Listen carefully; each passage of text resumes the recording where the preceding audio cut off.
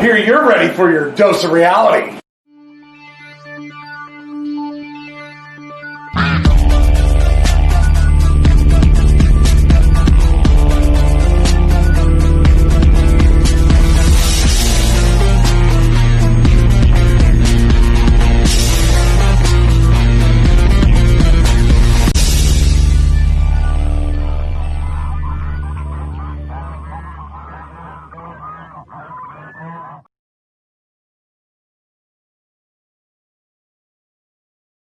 What's up, everybody? Welcome back to the Doctor Quack podcast. I'm your host, Doctor Quack, and I'm the important one, Mr. Mayhem, and today we got a little bit of a tribute show here. We've had a lot of wrestlers pass away recently. Pat Patterson, Brody Lee, or Luke Harper, depending upon where you saw him in wrestling. And the person we're going to talk about today, Danny Hodge. Yeah, I mean, dude, he was an incredible talent. I mean, the biggest thing that stood out to me about his career was he was the longest reigning NWA junior heavyweight champion. Yes, and to explain a little bit why we've chosen Danny Hodge, Pat Patterson is already in the WWE Hall of Fame. He's already in the Professional Wrestling Hall of Fame. There's going to be a ton of tributes for Brody Lee or Luke Harper, depending upon, again, who you watched him, how you saw him in wrestling.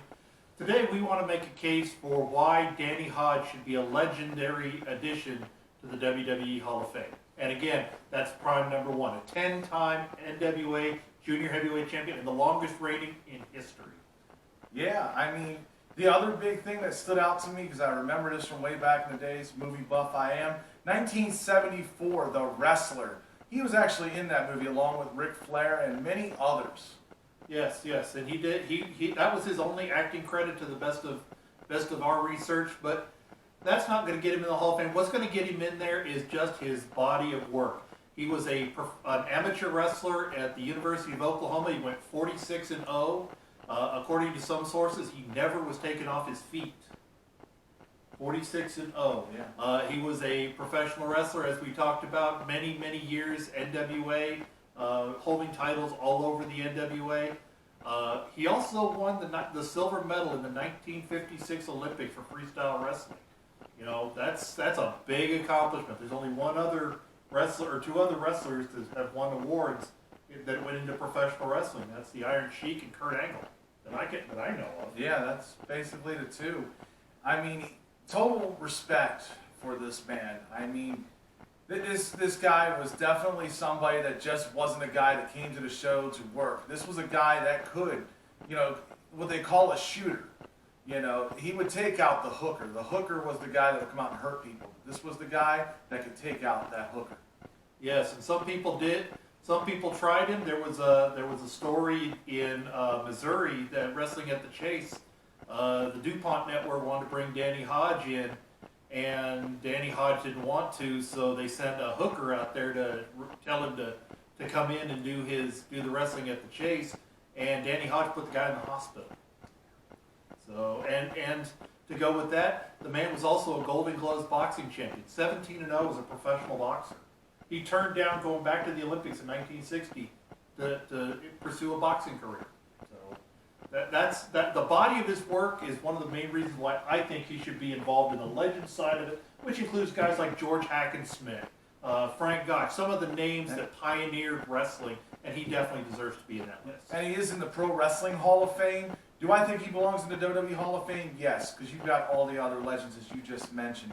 I truly believe that this guy was a one-of-a-kind talent.